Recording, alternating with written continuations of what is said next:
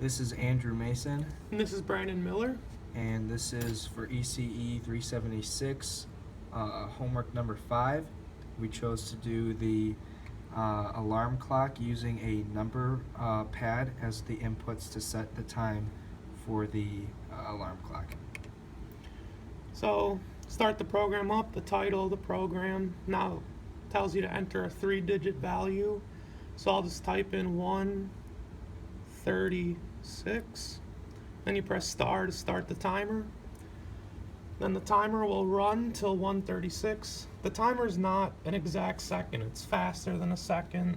And that was on purpose for this demonstration, so it doesn't take too long.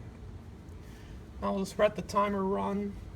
When it reaches 136, it will display that your alarm has gone off. You'll see that.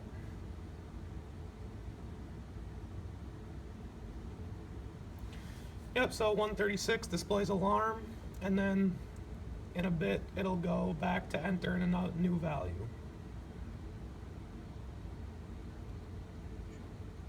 Yep, and there to enter a new value, and that's about it.